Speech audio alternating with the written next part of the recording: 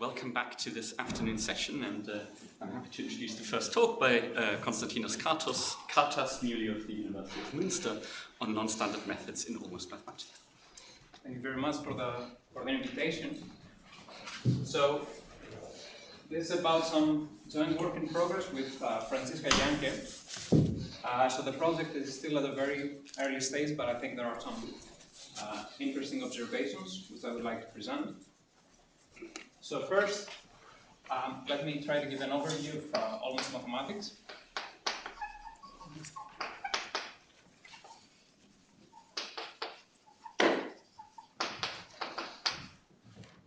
So this is a subject which was introduced by Faltings.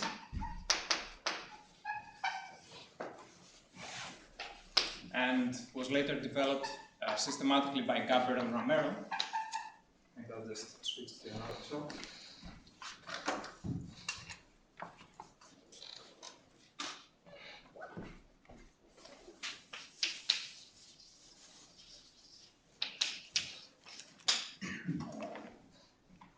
So to set things up, we will need the following.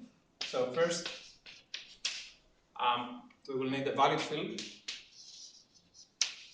KV, whose valuation is of rank 1 and non-discrete. So it's valid in the reals, and the value group is not isomorphic to Z, and that's going to be crucial. So we denote by OK the valuation ring, and by M the maximal ideal.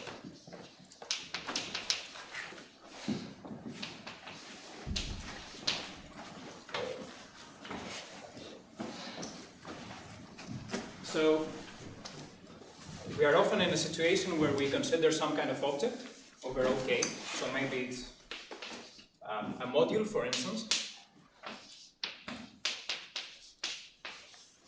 It could be an algebra, it could be a morphism of algebra, some kind of situation over OK. And we often look at the situation over the fraction field. So we look at the generic fiber. In this case, we tensor with K. So almost mathematics, the place where we do almost mathematics is neither of these two categories. It's somewhere in the middle.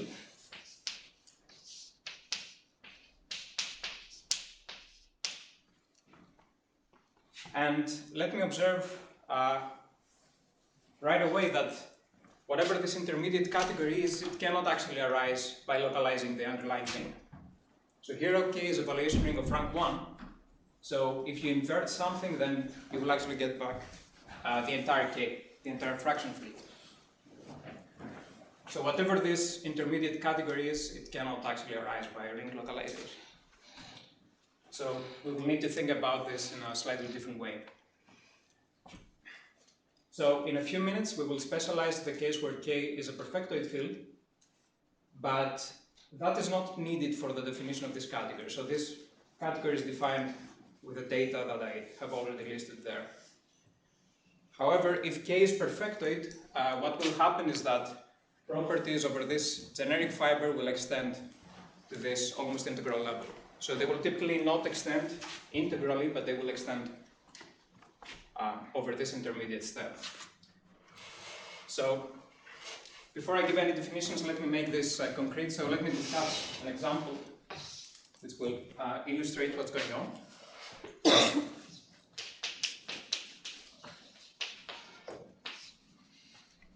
So let K be the field QP, where you adjoin a compatible system of p power roots. So you can complete it if you like. That would be perfectoid field. And let's say for this example that P is not 2. So now we will consider a very simple quadratic extension of K, where we just adjoin square root of P. So classically, we would say that this is a totally ramified extension of degree 2. So the extension of valuation rings is totally ramified. But I will argue that in some sense,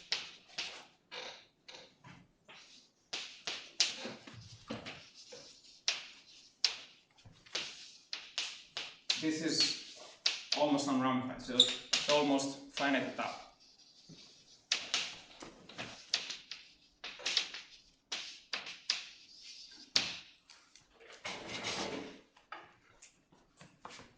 So, what do I mean by this? So, let's look at OK prime, and let's try to at least approximately describe it.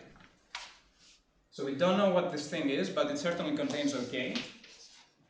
It certainly contains the square root of p, and something which is maybe not entirely obvious is that it contains a square root of p to the 1 over p to the n for every n.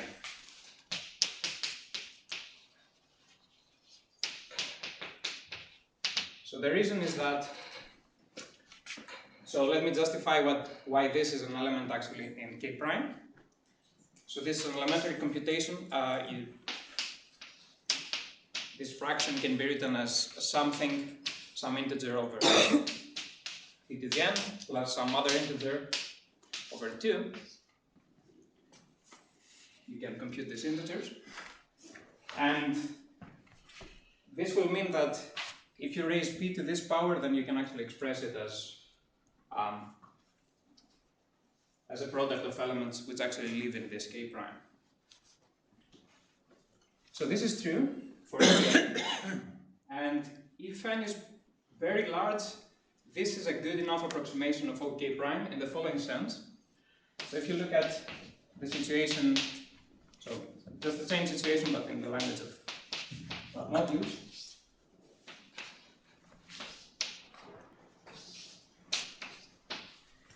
Then, okay, that's injective. It's not quite surjective, but the co-kernel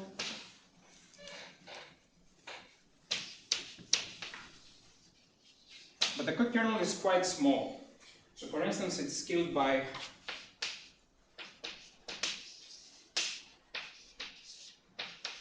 p to the 1 over p to the n.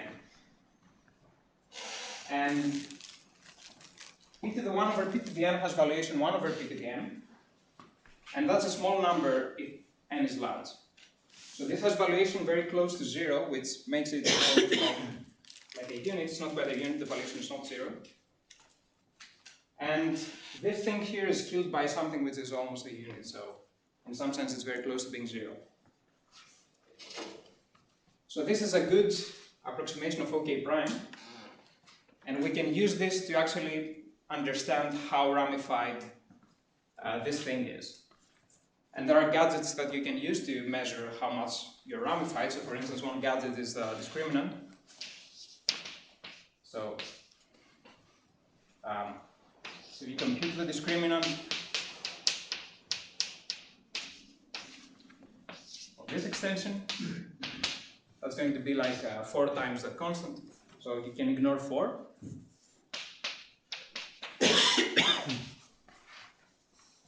And again, this has small valuation for n large. Again, if it happened that this is the unit ideal, then it would actually be unramified. So it is in that sense that this extension is almost finite at top. And now I want to make this a bit more systematic.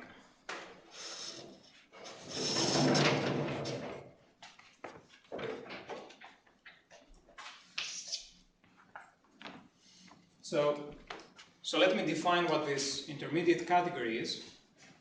So it's pretty clear from the example that we have to ignore some errors. More specifically, we have to ignore stuff which is like modules which are killed by very small powers of p. So this suggests that a natural definition for this is category of OK modules modulo n torsion. So modules which are killed by all these p to the nth roots of p, or by all elements in the maximal area. And that kind of makes sense because as an intermediate category, because if you think about the passage from OK to K, that's like ignoring torsion. So when you tensor by K, basically you're ignoring all torsion. So here you only ignore small torsions in some sense. So let me just be a bit more specific. So the object here. So for each object of the original category,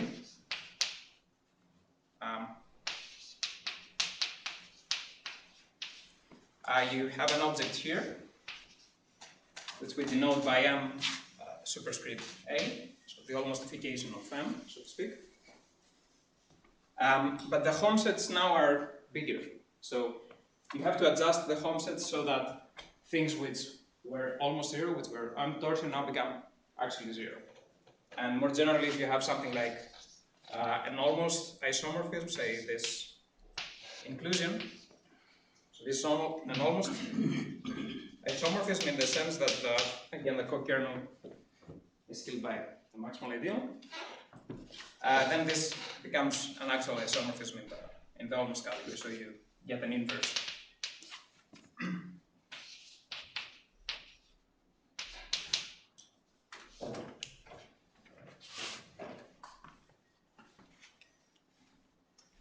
Okay? So now, while this intermediate category is not quite a category of modules over some intermediate ring, we can still define some kind of ring theory over this category. So the key point is that, can you see from the back, by the way, probably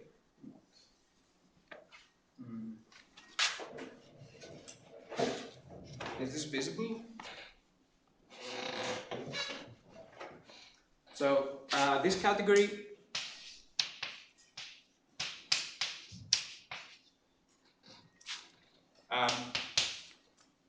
so it's not quite a category of modules, but it's an abelian category, and it's even a tensor abelian category. So it inherits a tensor product from the category of modules. And already with that, you can develop a lot of ring theory. So let me give some sample definitions without spelling them out explicitly. So sample.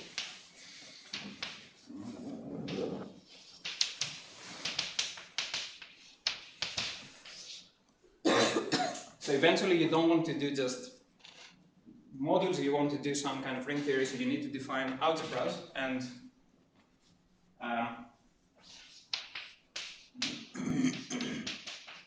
an almost algebra will just be a commutative unitary monoid in this category.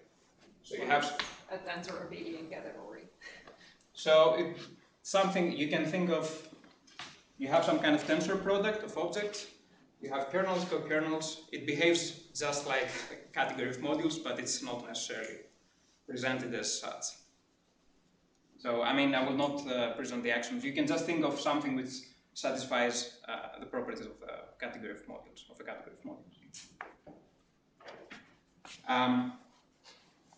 So an algebra will just be basically an object in OK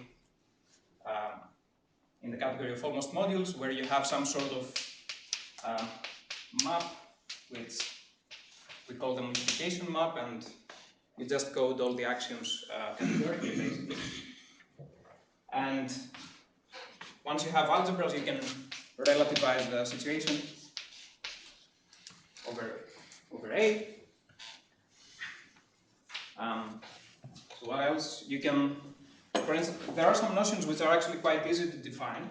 So for instance, flatness, it's just going to be categorical flatness. So it's a flat object in the category. But there are some other notions which are a bit tricky. So for instance, if you want to define what it means to be finally generated or whatever, almost finally generated, it's not going to be something which is almost isomorphic to a finally generated thing. That would be a bit too weak. Sorry, too strong.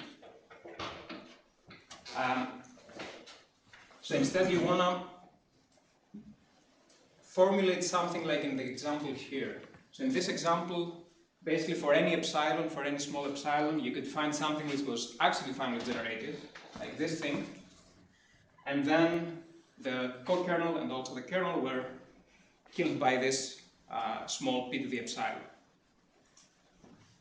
So some definitions are a bit subtle, but eventually, after some work, you arrive at the notion of finite total extension,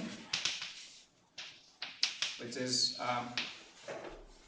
like the reason you develop all this machinery, actually, to define this notion. And again, I'm not going to spell out the definition, but feel free to think of something like the example above, where you have an extension of rings, which is not quite finite, but it's finite in that sense. And basically the discriminants of its successive approximation get closer and closer to a unit.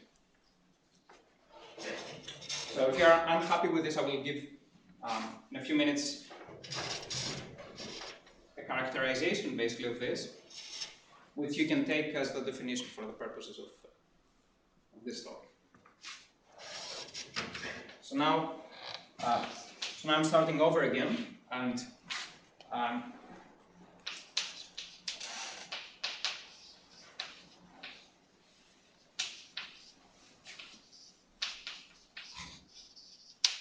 so there's a non-standard approach. So this goes back to Gabber, and some years later we basically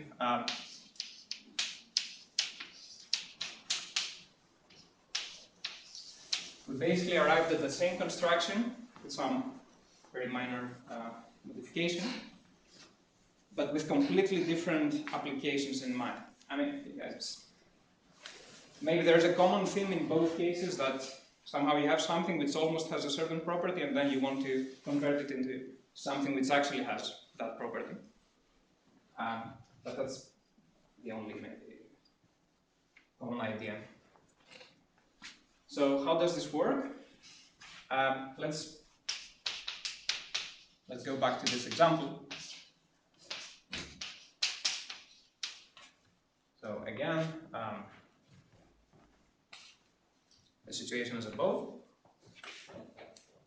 and let me repeat something that I said before, that this extension, it can be expressed by adjoining a square root of p, but it can also be expressed by adjoining the square root of p to the 1 over p to the n for every n. So now I would really like to be able to take some kind of limit of all those p to the nth roots and produce some element which has valuation 0. Unfortunately, that's not a legal move. I cannot do that, because this is not a Cauchy sequence. So the topological limit doesn't make sense. However, to make it a legal move, you can, so let TU be a non-principal ultrafilter on M.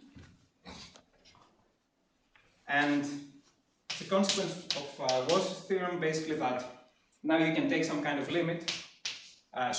Now I'm considering the situation of the ultrapowers, and the good thing with this is that you can now express the extension. So basically, you can do what you really wanted to do before, where pi is the limit, is the element in the ultraproduct, which is represented by the sequence of this p to the nth roots. So, however, this pi does not have valuation 0, which we would like to have, but it has infinitesimal valuation.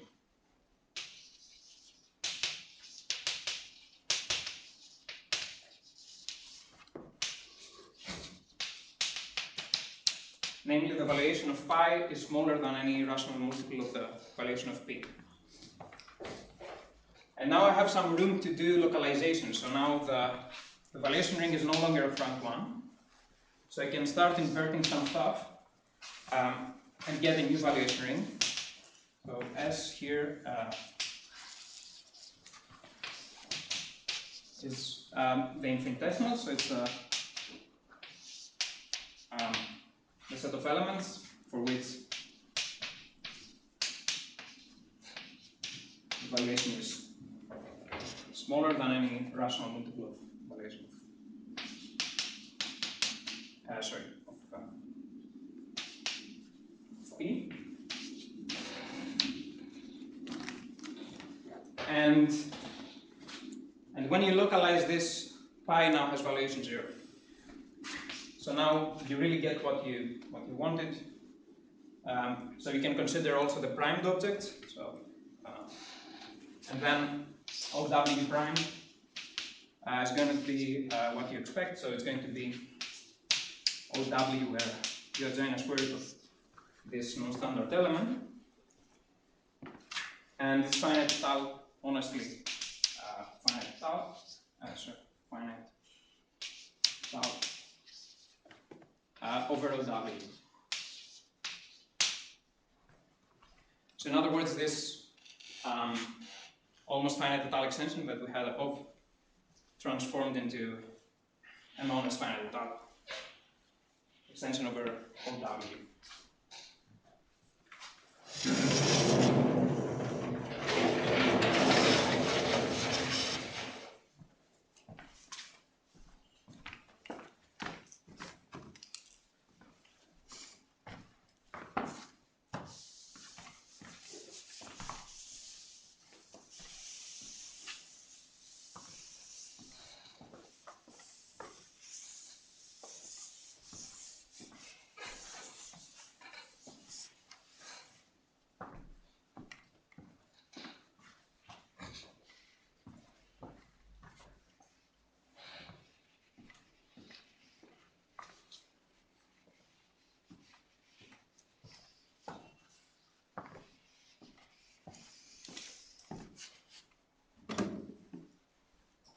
Okay. So this example already suggests that there is some connection with this. So let's revisit what we were trying to do before. So before we had OK mod, category of OK modules, and we had this generic fiber functor, and we wanted to define something in the middle. So now if we replace this with ultrapowers, then we indeed get something in the middle, which arises from our ring localization. And how does this relate to the almost category? So to explain this, let me just consider the usual ultraproduct functor. So you have a functor from category of modules to the category of modules over the ultrapower. It just takes m to its ultrapower. So that's a good functor because so it has several good properties. So it's faithful, it's exact. It doesn't quite preserve tensor products, only in the finite type case, but it's what's called lax monoidal. So you get a natural map from the tensor product of the ultraproduct, tensor product of the ultraproducts to the ultraproduct of the tensors. Okay, I think that was right. So it's not always an isomorphism. But okay, we have these properties. Now we can further compose this with the localization that we had. But now we lose something, so now it's no longer faithful. So the moment you invert these infinitesimals, there are some objects which map to 0. So this map now has a kernel, so let's call it S inverse U.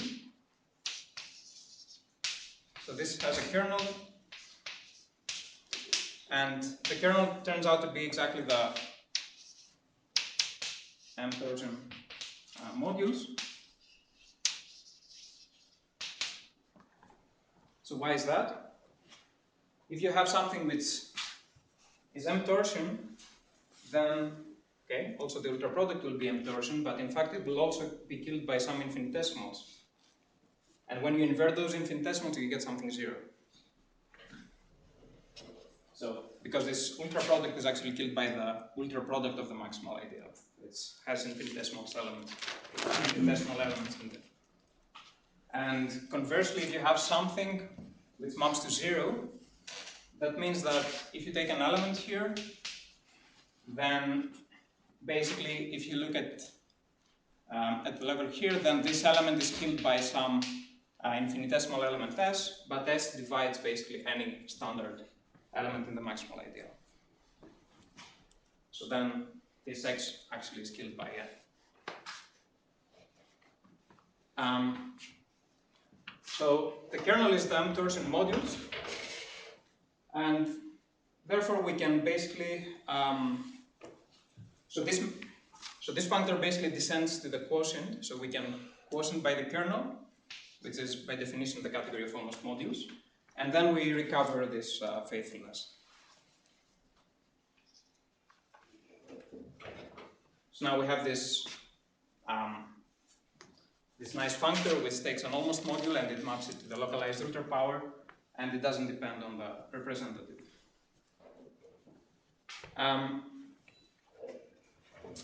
So this functor can be used as a dictionary.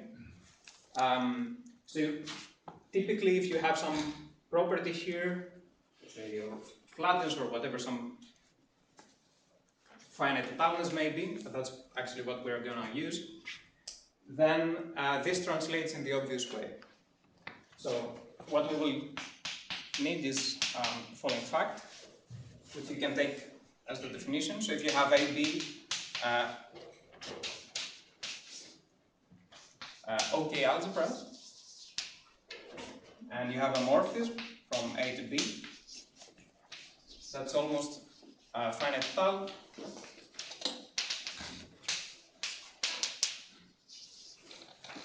If and only if the corresponding morphism between the localized ultra powers is finite tau.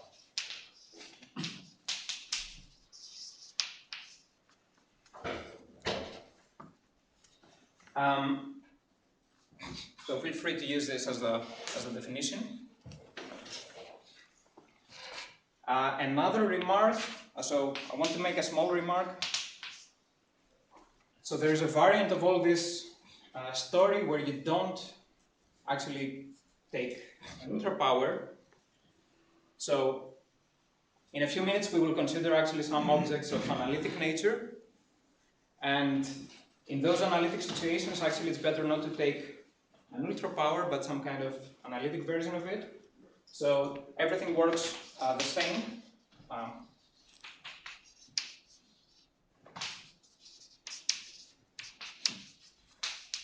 For so-called metric ultra products. So these are the kinds of ultra products that people use in continuous logic. So we study maybe the model theory of Banach spaces or Hilbert spaces or C-star algebras or stuff like that. And the good thing about those ultra products is that if you started from something which was analytic, maybe it had a norm, then you still get a norm in the ultra product.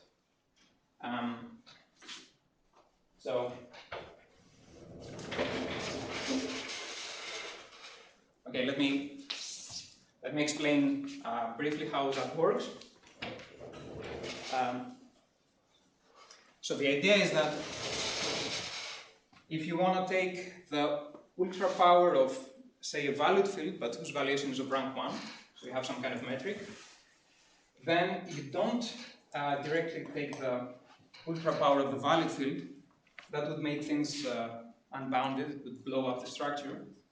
So instead you take something bounded, like the valuation ring, and you take the usual ultra power of that. But now the problem is that there are some elements which are infinitely close to one another. So you want to mod out by that. So you mod out by p. I guess let's say var pi is the n, where var pi is a topologically nilpotent element in evaluation ring of K. So you mod out by all these things so that the topology is separated again, and that's the metric. Let's call the metric ultra. The metric ultra power of OK. And then, if you want to get a valued field out of this, you just invert this element var pi.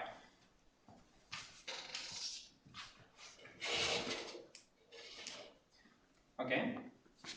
So now we move to. So far we haven't actually used that. We didn't actually need that the base field is a perfected field, but now we're going to use this.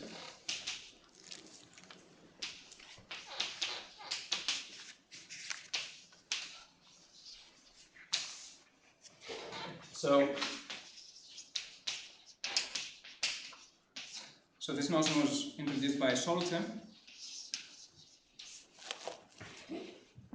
Let K be a perfectoid field.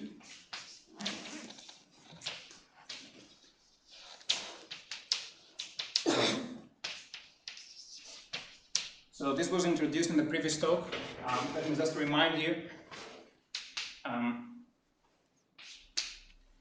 So that's a complete.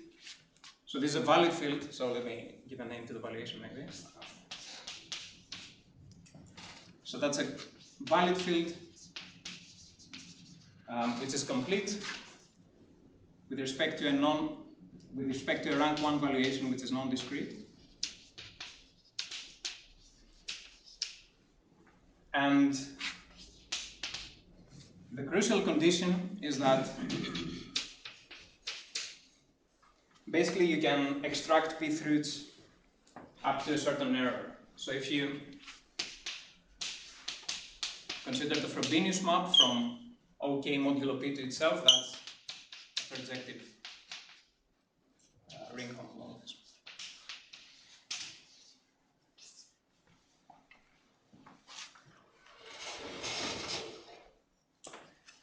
So we start with the perfectoid field, and now I want to mimic this definition in the context of algebras.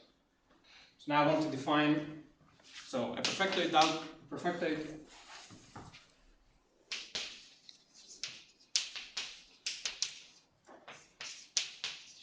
K algebra is Banach. So it's a complete norm K algebra. Such that, let's call it A,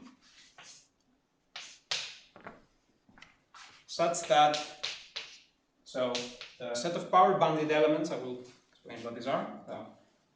The set of power bounded elements is open and bounded.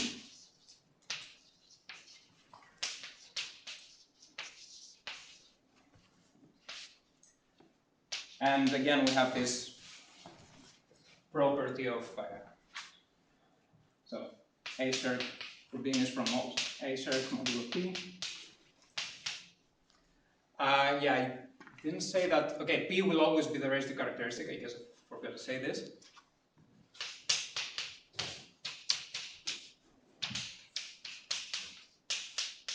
Yeah, this is surjective.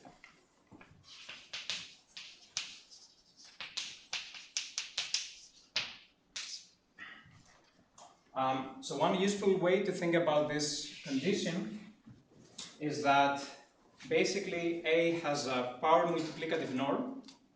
So the norm of x to the n is the norm of x to the power n, with respect to which this A circ is the unit disk. So it's really the analog of OK. What is A naught for? Did I just miss that? So A naught is officially the set of power bounded elements, but you can think of it as the unit disk if you want. It's the unit disk of A with respect to the norm. So an example to keep in mind is So K is a perfectoid field, and then, so in rigid analytic geometry, you consider things like the Tate algebra over K. So here you want to make it perfectoid again in the same spirit, so in the same spirit of adjoining p to the nth roots. So just to spell this out, so this is basically you take all these things,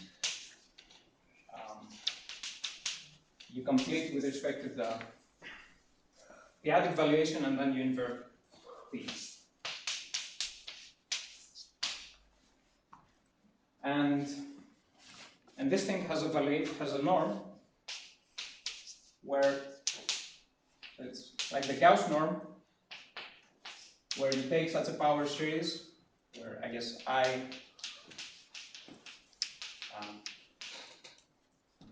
has denominators which are powers of p, and the norm of this is the maximum of the norms of the AIs. And that's well defined because these norms actually tend to 0.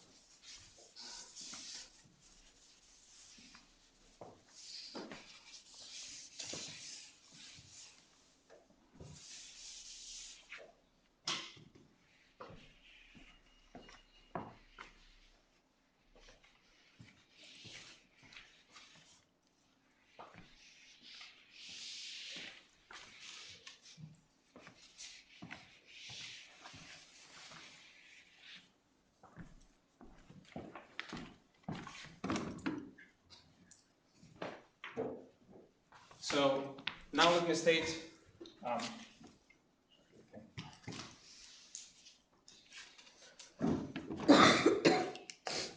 so now the following theorem is the almost purity theorem. Was proved in a first form by Faltings, and it was proved in full generality by Solchev. But it also follows from some parallel work of Ledoy and Lee. So let K be a perfectoid field.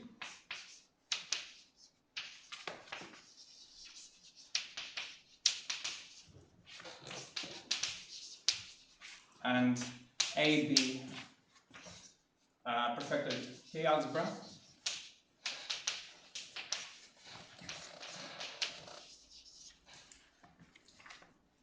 And B and A to B be a finite étale morphism. So let's say B finite étale.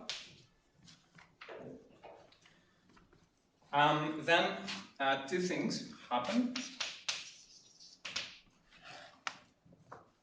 First, B is actually perfectoid.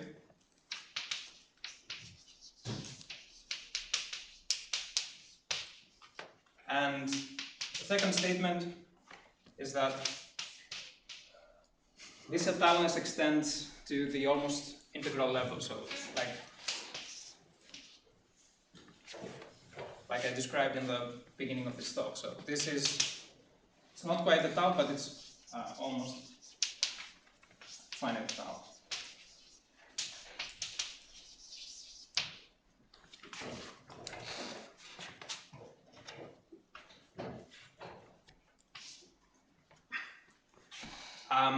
So the question I want to ask today is the following. Can we get rid of almost?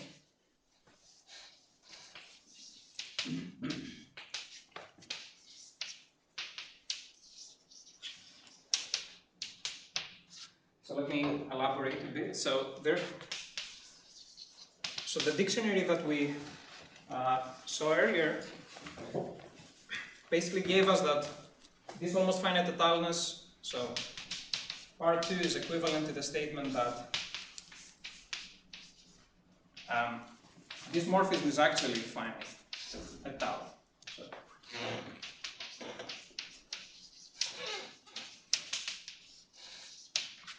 and more generally, these localized ultrapowers have the property that totalness at the generic level actually extends there. So you can view this thing as an object in its own right, and the totalness at the generic level actually extends integrally for those objects.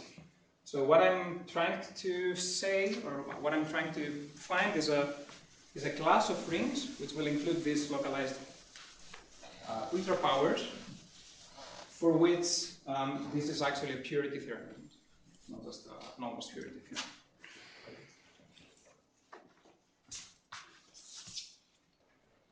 So today I will give I'll present a small step in this direction.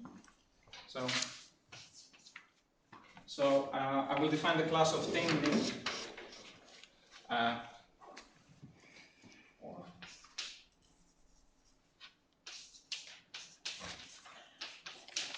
Can I ask a question? So in this theorem, if I cross off the word almost, it's false. It's false. It's Okay, false. so It's even false for valuation rings. Okay. So for instance, this extension that we saw before, now I erased it, but it wasn't actually finite tau. So if you remember, I had this extension where I joined this square root of p. Oh, that was an example. And that was not a tau actually. So tame rings. So first of all,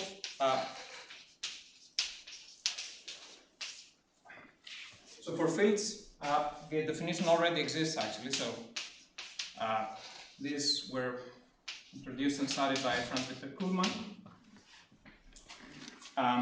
So a tame field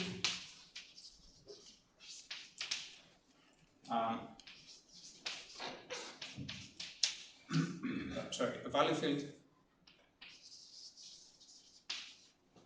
is called tame.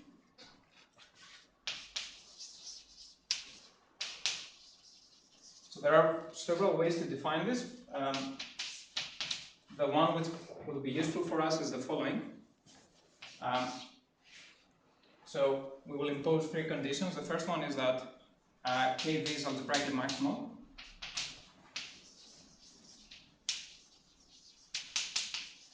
So feel free to pretend that this is the same as spherically complete.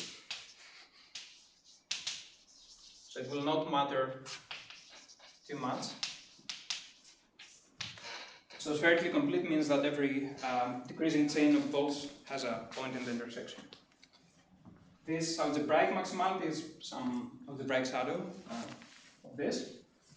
So you don't consider every such sequence of bolts, but only those for which the centers give you better and better approximations to a solution of a polynomial. So, but feel free to assume spherically complete. Gamma, so let's say valid field of residual characteristic P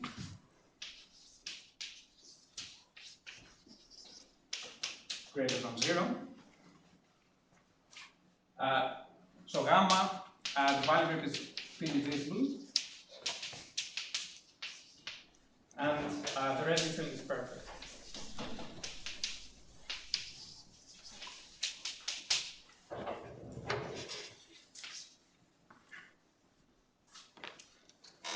So let me give some examples.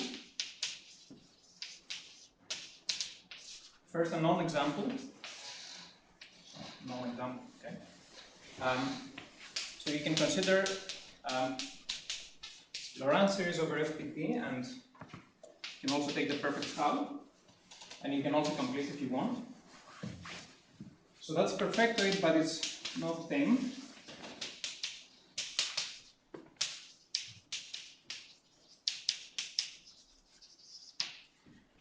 And the reason is that there's the following Artin-Strive polynomial for which you can get better and better approximations to a solution, namely something like this.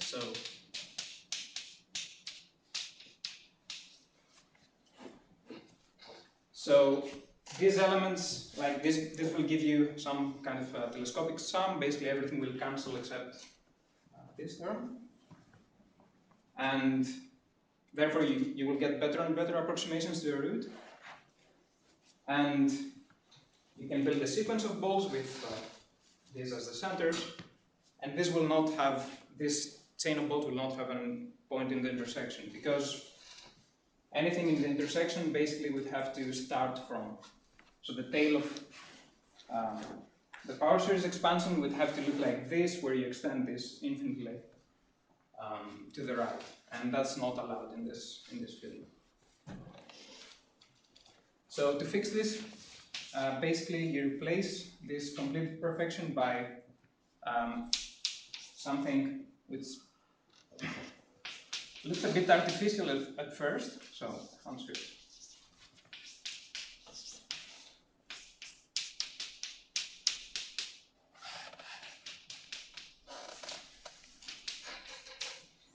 So now you allow yourself to write down the formal power series for which the support is a well-ordered set.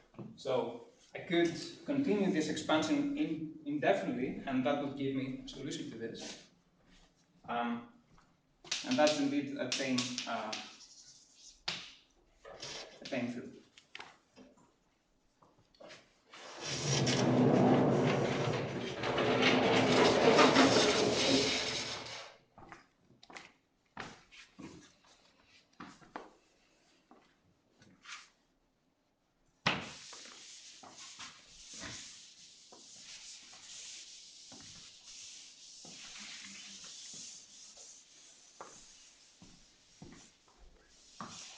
So now I want to mimic this definition in the context of algebra.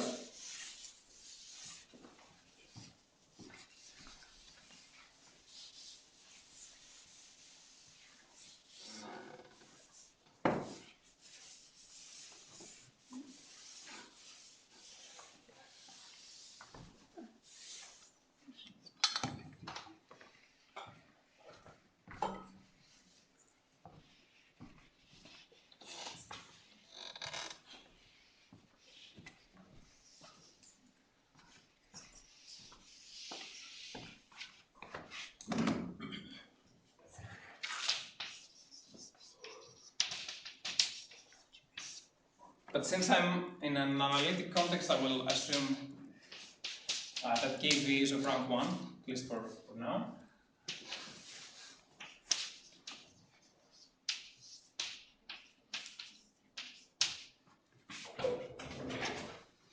You can do things a bit more generally, but let's stick to this. So a tame K algebra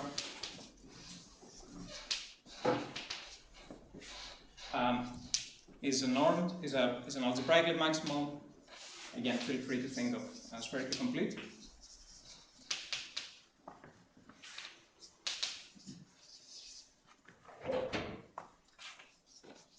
Normed K algebra A, such that same thing as before, so A circ is open and bounded. So again, I have some power multiplicative norm, and this is the unit disk. And if I look at A circ, so now I'm not going to look at A circ modulo P, I'm going to look at something which is a priori weaker. So I'm going to look at A circ modulo the maximal ideal, because that's like the analog of the residue field. And I will require that this be a perfect ring. So Frobenius is actually an isomorphism, not just surjective. By the way, once you have this, together with algebraic maximality or spherical completeness, you actually get surjectivity of Frobenius even modulo p. So there's an argument to upgrade this to the stronger condition that we had before.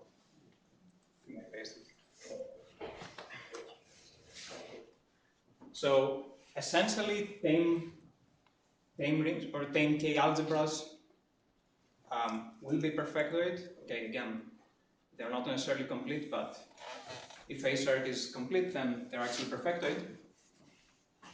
And the converse is not true. So from the example we saw before is a counterexample to that. But while perfectoid rings are not tame, basically you can tame them. So there's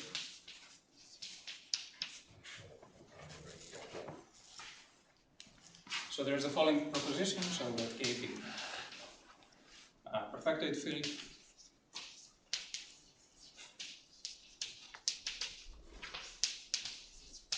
And again, A is a tame, perfectoid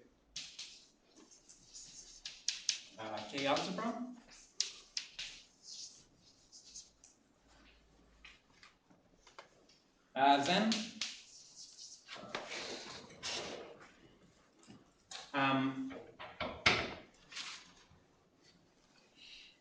Then I can look at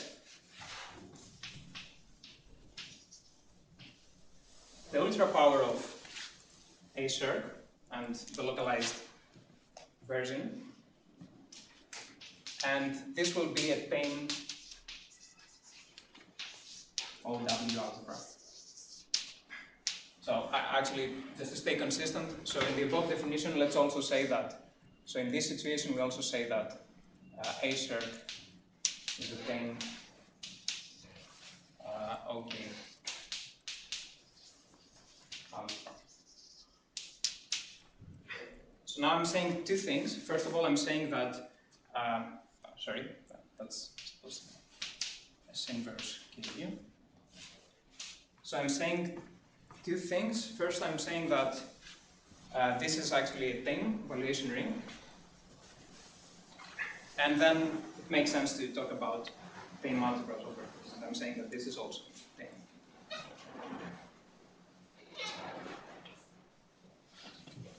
So that's a good thing, because if we prove some honest property about these tame rings, that will automatically translate to an honest property about perfected rings. So if we prove some kind of honest purity theorem, that will give us back some honest purity statement.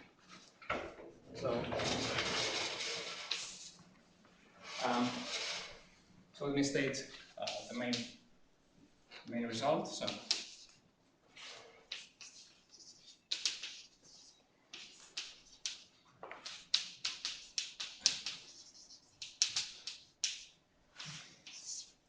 So I'm only gonna look at P extensions.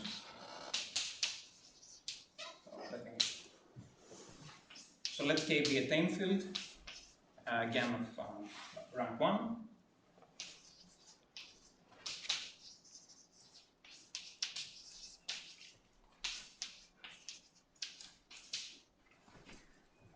A be a tame algebra. And so, same situation as in the almost purity theorem. So now we have some A to B, finite tau. No, that's not what I want to say. So now it's not just finite et al, it's a Galois, G-Galois extension. So it's G-Galois, where G is a P group, finite P group.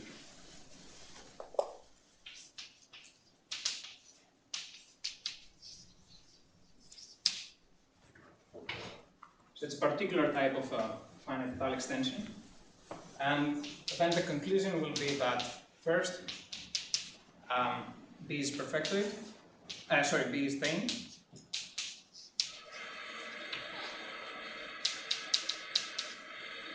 And a circ, this circ is finite type, so actually going to be z Gabber.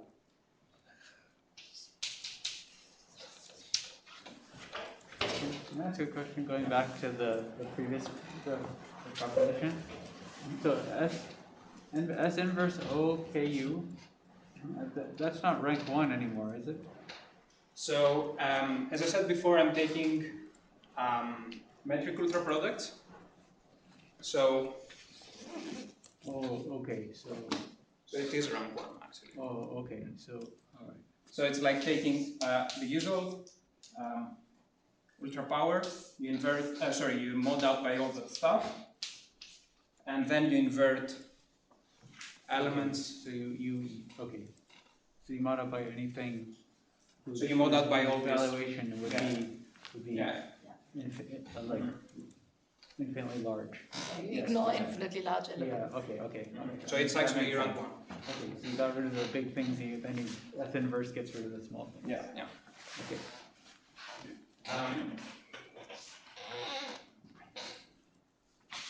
So I was planning to say something about the proof, but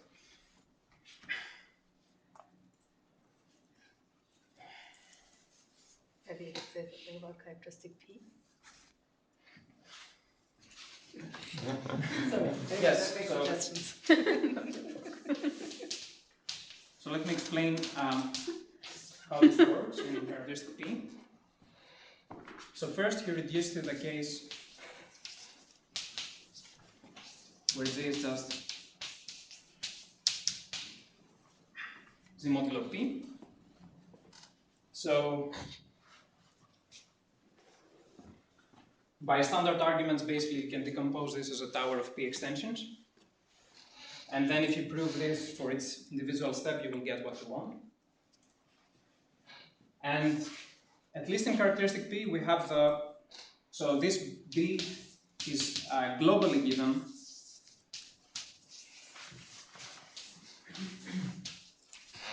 by an Artin-Schreier equation. So there is some Artin-Schreier polynomial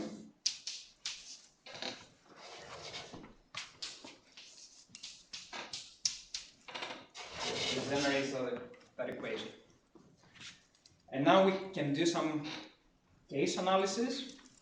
So first, if the valuation of A is greater than 0,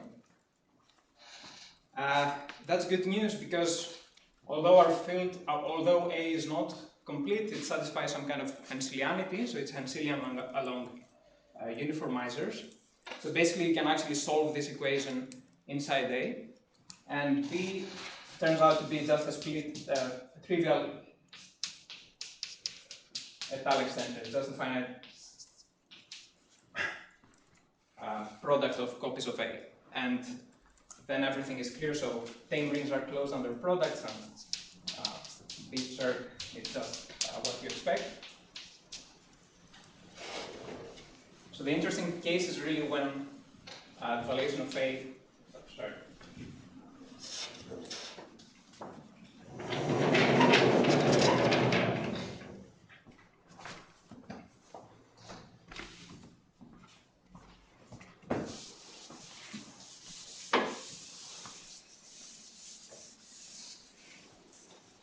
Another case which is easy is when, actually let me not say this, but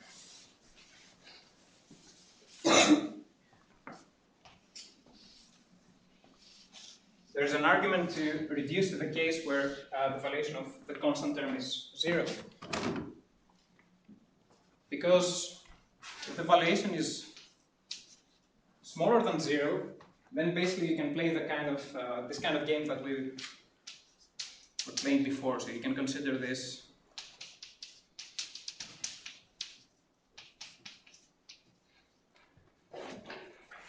these approximations to a root, and then algebraic maximality will allow you to basically take some kind of limit. It's a pseudo limit. And then you make a change of variables. So change variables.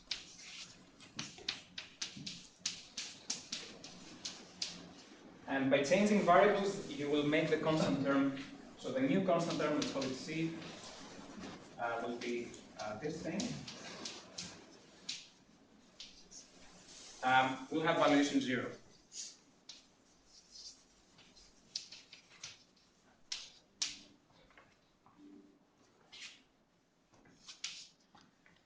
But now, the polynomial x to the p minus x minus c, where c has valuation 0, is actually a tal even integrally.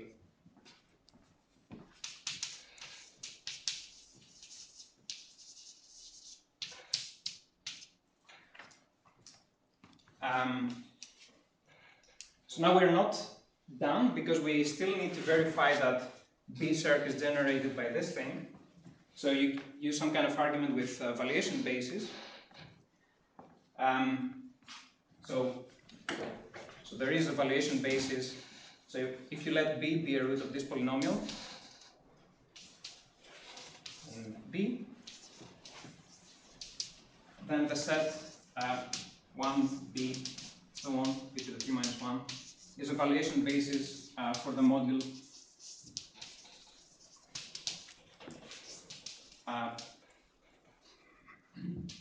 for b over a. And once you know that it's easy to see that b circ actually has to be generated by that root. And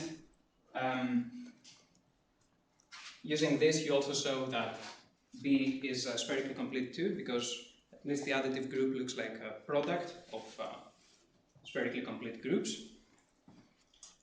And finally, so what else do we need to verify? So if you want, if eventually you show part 2, so you show finite totalness at the integral level, and then That's when you were saying spherically complete, you meant algebraically, you meant. yeah, but feel free to think about. Okay. Yeah, So, yeah, that's what I meant. okay. So once you know part 2, then part A follows easily, because, for instance, b circ modulo the maximal ideal, or b circ itself, it doesn't matter, is finite total over, so it's perfect. So we need to verify that this thing is perfect, but it's perfect because it's finite total over a perfect thing.